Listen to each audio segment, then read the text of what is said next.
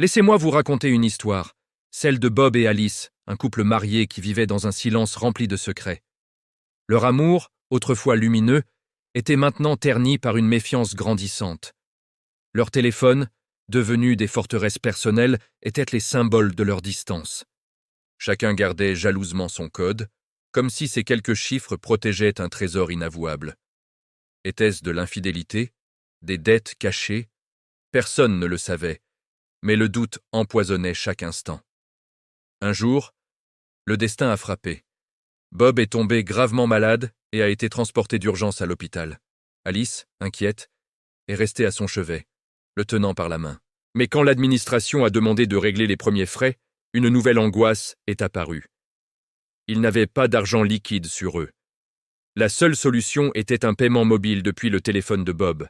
Bob, trop faible, cloué au lit par des perfusions, n'avait pas d'autre choix. D'une voix tremblante, il a murmuré son code secret à Alice.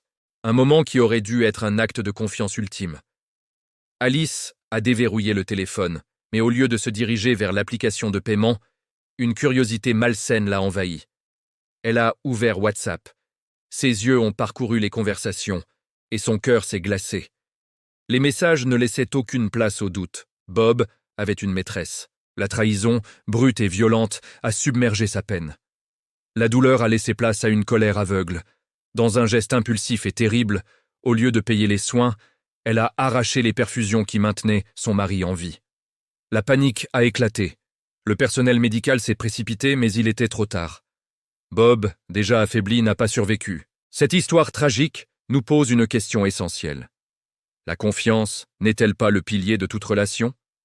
Cacher son téléphone, garder ses secrets, c'est construire des murs qui finissent par nous isoler.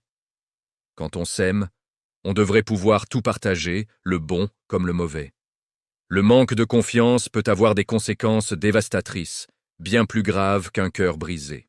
La transparence, c'est ce qui nous permet de traverser les tempêtes ensemble, pas de les créer. Maintenant, je vous pose la question.